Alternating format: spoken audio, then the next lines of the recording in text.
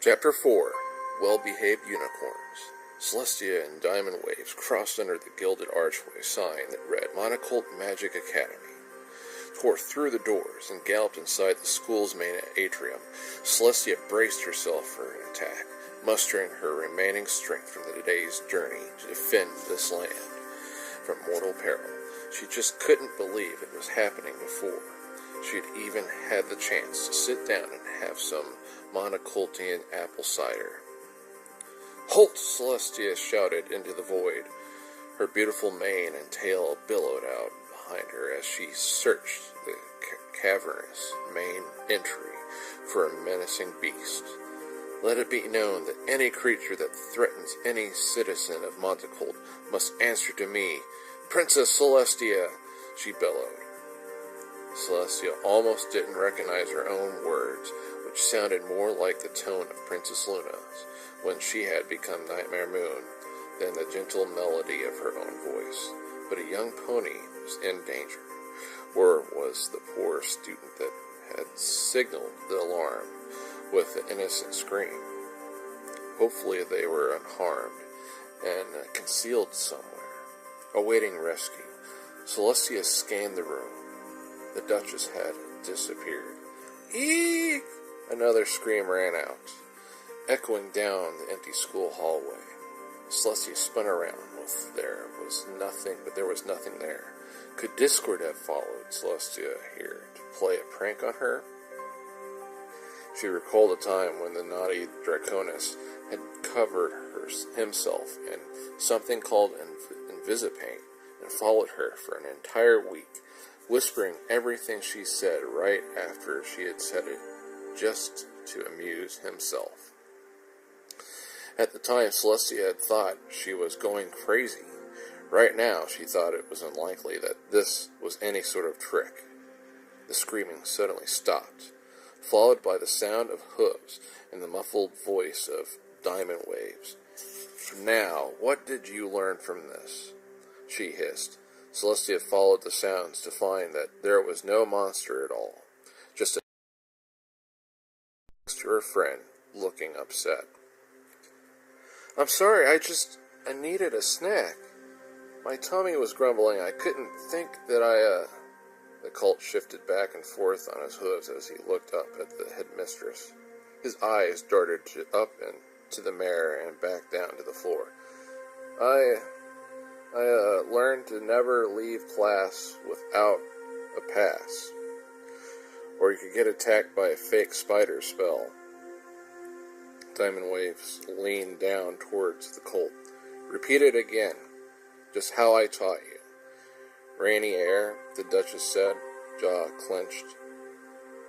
Yes, Headmistress Waves." Rainy Air nodded that he understood. "I shall not leave class without a pass, for the pony who leaves class does not pass." "Good colt," Diamond Wave said, standing tall once more. She gave him a tiny smile. "I need focus from all of you. Only serious and talented unicorns are allowed to stay at my academy. It is an honor and a privilege to be here. You understand, right?" "Yes, Headmistress," Rainy Air replied. He crinkled his muzzle. "It's just that we're finished reading the textbooks assigned on fighting manticores that you told us to, and I thought I had time to read the next section." Then Diamond Wave shot back. "Tell the others to do the same. I'm busy showing our guest teacher, Princess Celestia, around, and I need all of you to be ready to attempt your attack spells when you get to class." "Yes, Headmistress," Rainy Air nodded. "I'll do that, and hello there, little one," Princess Celestia called as stepped out of the shadows. She nodded her head in greeting to the duo. "Celestia!" Duchess Diamond Waves brightened like a switch that had been flipped. She crinkled. It was nothing to worry about. Rainy Air here was just a little spooked." "Rainy Air, it is." Celestia smiled at the young pony and bent down. "You seem like you could use a little snack. glow of magic swirled from her horn and spun around, creating a beautiful red apple. Celestia passed it over to the colt, whose eyes were alight with wonder. The surface of the apple was so shiny, his reflection danced on its surface. The princess bowed to the student. "Nice to meet you. I am Princess Celestia of Canterlot." "Whoa," Rainier marveled. "That was so cool. Thank you." He crunched down onto the crisp fruit and smiled back. "Now, there's a spell we should learn, Headmistress Waves," he hollered before trotting back down to the hallway and through the open classroom door. "These Colton fillies," Duchess Diamond Waves shook her head in defeat. She trotted over to an arch window and looked out to the street. "See? They just don't understand how to take anything seriously. At this rate, none of them are going to pass their exams. It's true that exams are very important, but you mustn't worry so much," offered Princess Celestia. "In the pursuit of education, all lessons can be learned if only you allow enough time for them. Patience. I wish we could be patient, but I can't. Maybe you'll understand when you see this." The Duchess motioned for Celestia to follow, and the two ponies headed to the heart of the school. They trotted through the halls, hooves clicking slightly on the marbled floor until they reached the main hall. Celestia noticed the wooden walls of the school were decorated with grandiose banners of the royal cutie marks of multicolts and a rainbow of colors. They reached high up into the arched beams of the roof, a constant reminder to the unicorn students of the history that had brought them there. A coin, a starfish, a crown, a rain cloud, a sandcastle, and a seashell. Celestia bowed to the banner in respect. They had been her great allies throughout the history of Equestria. In the name of Unicorn, Pegasus, and Earth Pony, I offer you my regards. "Sally, look," Diamond Waves interrupted, motioning to a massive hourglass. "Time is the only thing we don't have." The hourglass was forged from silver, motioned, mounted on a marble pillar and filled with golden sand. The grains funneled down into the bottom glass chamber in swirls and wispy loops. It was not an ordinary timekeeper. The time glass, Celestia gasped. She touched her hoof to the hourglass. "I didn't know it was here." The alicorn marveled at the way her glorious sunlight shone down onto through the skylight in the ceiling. "The last time I heard of it was over 500 moons ago. I thought it had been destroyed." Duchess Diamond Wave sighed. "Luckily, no." Celestia watched the sand fall through the glass, mesmerized by its beauty. "King Nautilus must have been quite proud of you for continuing his tradition of educational excellence to let you keep the time glass here." "Yes," Duchess Diamond Waves nodded. "In fact, it was the whole reason my father wanted me to open the school. I just know it. That's why it's such a crisis that Duchess Diamond was sifted a little sniffle. The training of these young unicorns has been a failure. I don't want to fail him and put Monocolt in danger." "How are you putting Monocolt in danger?" Celestia looked up at the hourglass again, searching.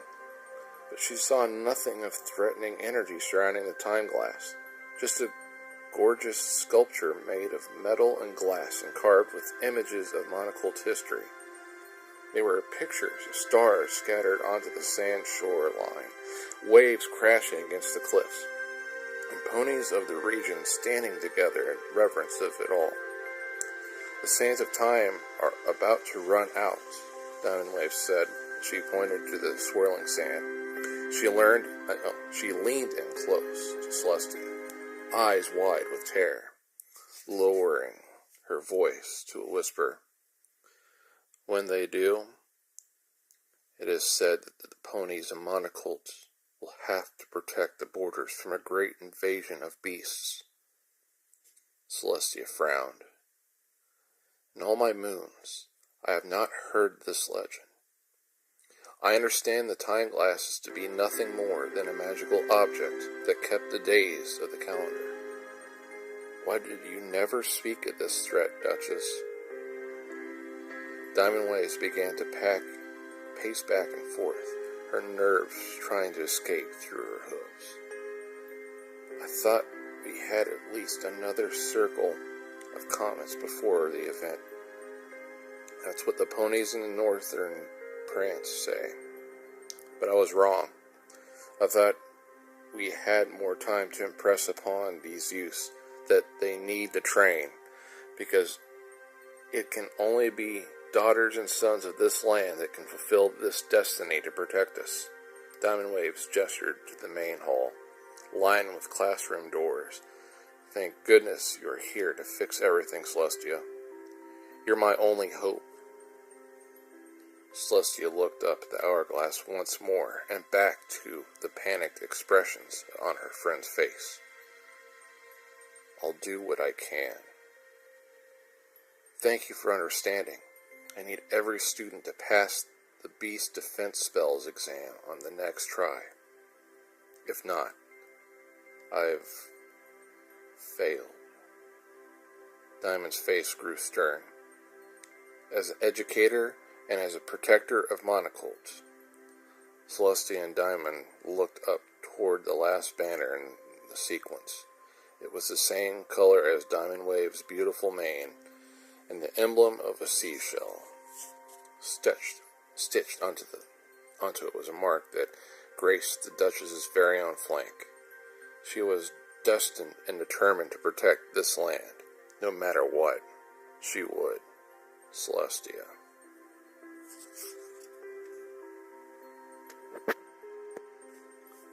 Chapter 5. Lesson Number 5. The next morning, Princess Celestia felt rather awkward as she stood at the head of the classroom. She wasn't sure why the students looked so afraid of her, but there they were, 12 unicorns staring back at her with expressions of pure terror. No pony was talking or giggling as her students back in Canterlot did before class began. Each day, when Duchess Diamond Waves had briefed Celestia the previous evening before she had left for her unperturbed visit to the ponies up north, she had reiterated that her students were lacking focus. It seemed like a false assessment, so Celestia wasn't sure what to believe from the stack of notes her friend had provided. It was time to experiment. Good morning, fillies and colts, Celestia chirped, hoping to stir a certain reaction from her sunny smile. No pony even blinked an eye. They were like the stone statues in the Canterlot garden. My name is Princess Celestia, she continued on. She used her magic to write her name on the board with a piece of chalk. I'm an old friend of Headmistress Duchess Diamond Waves, and I'm here to help you with some of your spells while she's away in northern prance. Let's start with something simple, shall we? Celestia began to pace back and forth, but then thought better of it. She didn't want to spook any of these little ponies. She stopped and sat down, trying to match their stillness. She took off her golden crown and put it on the desk to show that the students they could see her as an equal. Does anybody know what a Wendigo is? A magenta curly-maned unicorn filly in the front row raised her hoof. Celestia looked at the seating chart. Hello, my dear. Are you Ambrosia Breeze? Yes, Princess. Ambrosia Breeze nodded, keeping her eyes cast down at her desk. She began to speak robotically. A Wendigo is an evil spirit that feeds off fighting, and hatred, but can be defeated by any loving fire, such as friendship fire or caring fire. Excellent. That's excellently right. Celestia laughed, and her almond eyes crinkled in satisfying delight. You're as clever as Clover the Clever himself. Ambrosia blinked her green doe eyes in disbelief and looked to the other classmates, who seemed just as surprised by Celestia's response as she. The princess, however, did not notice that the rest of the classmates' astonishment. Now, Celestia continued assuming her natural teacher role. It was one she felt completely comfortable in, despite not being back home at her own school, guiding her faithful students, or student, Twilight Sparkle. Does anybody know what other creatures can be tamed with the fire of friendship? 5 ponies immediately raised their hooves high into the air. Wow, Celestia exclaimed, scanning the hooves. You tell us, Mr. Sandy Shore. Manticores and hydras, answered Tan Colt with the white mane, daring to smile a little bit. Mainly, he added, just in case he was wrong. There are probably others, too. Well done, Celestia grinned. She looked around the room and nodded. I have to say, you all are much more prepared than your headmistress made me believe. I was expecting you to have to start from scratch, but you all sure have done your homework. She trotted down the aisles of desks and noticed that each student had a thick scroll covered in writing on top of their tall stacks of books. She used her magic to pick up the one on Rainy Air's desk. What's this, Rainy Air? There are essays, Miss Princess, the pale lavender filly with the straight teal mane squeaked. She sifted a yawn. On defensive spells, we do them every night to practice for the big Maybridge test. Maybridge test, Celestia repeated to herself. She never heard of it before. At her school, the only exam was simply called Unicorn Final. The lavender filly motioned for Celestia to lean in closer, and she said quietly, Maybridge was an old stallion who won the battle in Manticolt a long time ago, headmistress. It's obsessed with them. She's obsessed with them. So we're always studying what he did and writing about how he fought the monsters. Our big exam is based on all the feats he accomplished. Flora, shh, urged the yellow colt with the spiky green mane. You'll get us in trouble. We're not supposed to tell any pony about that. It's top secret academy business. It's fine, Lemony Square. She's our new teacher, right? She's gonna know eventually, said Rainy Air. He looked back at Celestia dreamily, admiring how her mane and tail floated continuously, sparkling the daylight. He wondered how it did that, and considered asking her, but thought better of it. Ambrosia Breeze held up her scrolls, covered in writing. We've had to write an essay every night this moon since Headmistress Diamond Waves got all strict and boring and horrible. She covered her mouth. Whoops. Please don't tell her I said that. Lemon Square shot at Ambrosia a knowingly look, and then rolled her eyes. Ambrosia frowned and slumped down. But she wasn't the only pony who seemed grumpy and tired. All around the classroom, the students had their heads down on the desks, fighting to stay awake from their long night of homework. Celestia recalled that when her friend was younger, Diamond Waves had a tendency to get carried away with completing her assignments, like a certain young purple alicorn back home. But there was a perfect cure for that. Princess Celestia winked at Ambrosia. Don't worry, class. Go ahead and take a rest if you need to. Just let me know. You can tell me anything. Everything that happens in this classroom is just between us students. But you're not a student, Flora whispered timidly, looking around at her classmates. You're a princess. Of course I'm a student, Celestia replied. A pony never stops learning, no matter how old they are or if they are royalty. For example, I just learned something from all of you. You did? Asked Rainy Air, leaning forward in curiosity. Cool. I mean, what was it? That you students are in desperate need of possessing the greatest power of all. Celestia leaned forward and met their eyes. The power of fun. The word caused all the students to gasp in horror. They clearly had a long way to go. Chapter 6. The Key to Magic. Celestia chuckled and used her magic to erase the chalkboard, which was filled with diagrams of great beasts, maps of multicult, and tactical spells. In its place, she drew a bunch of balloons that would have made Pinkie Pie proud. Then she drew some smiley faces. It was a start, at least.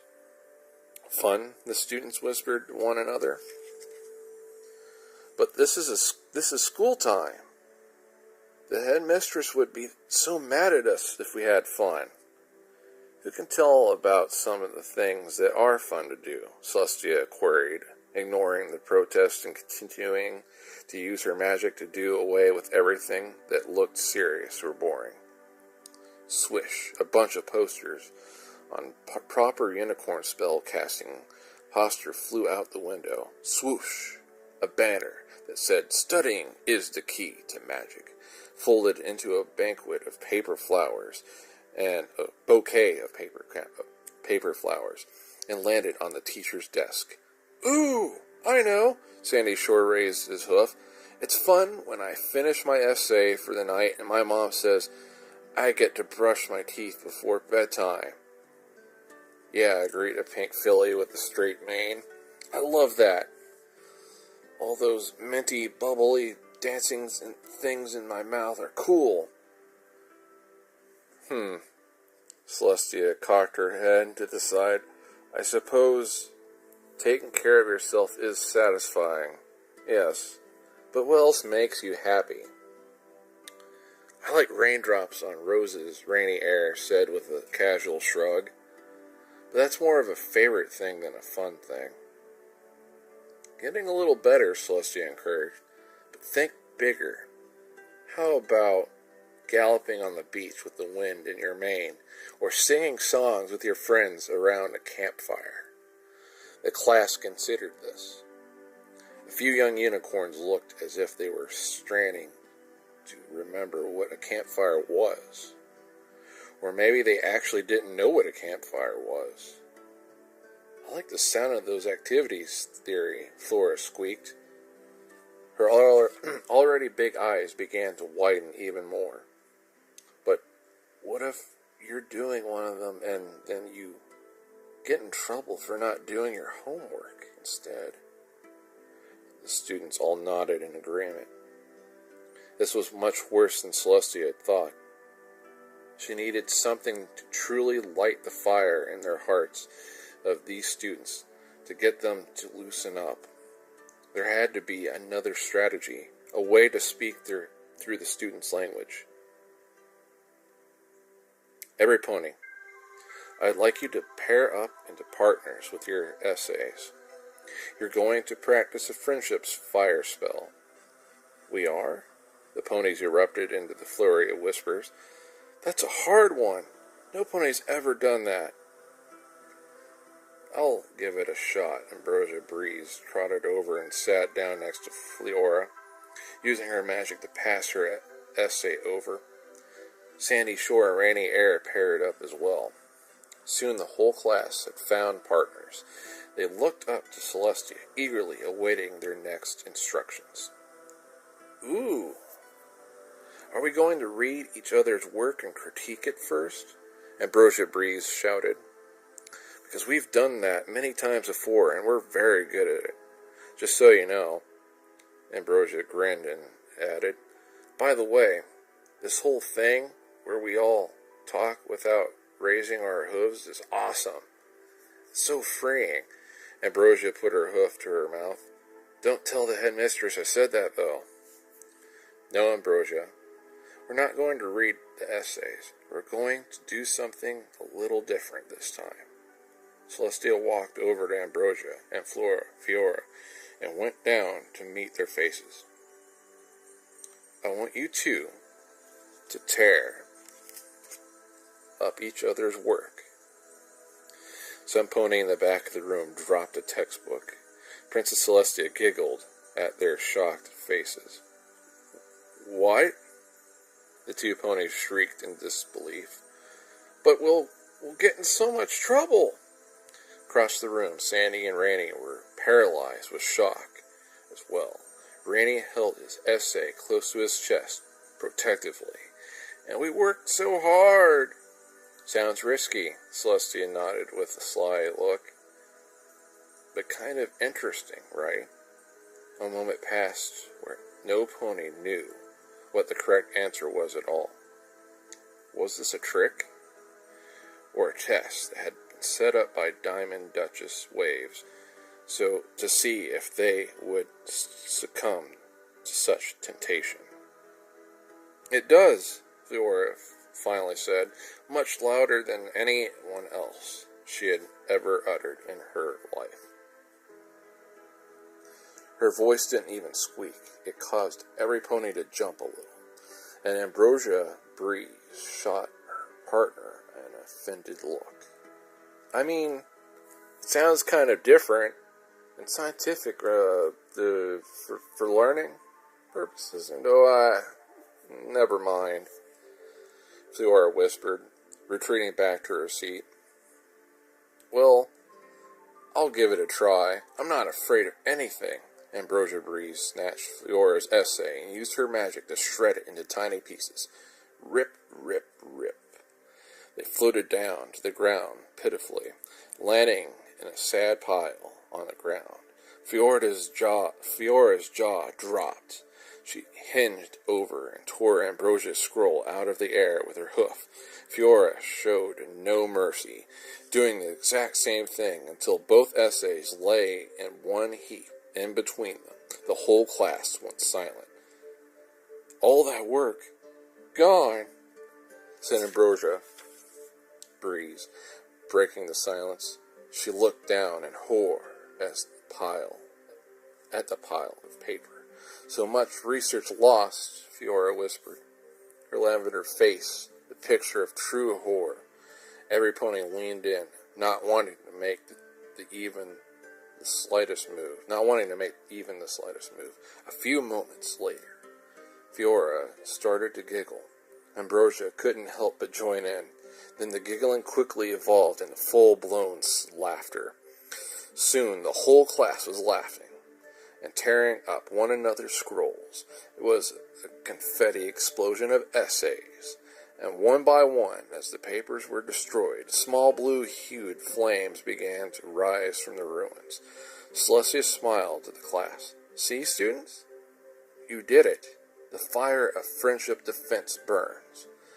But how did we finally complete the spell?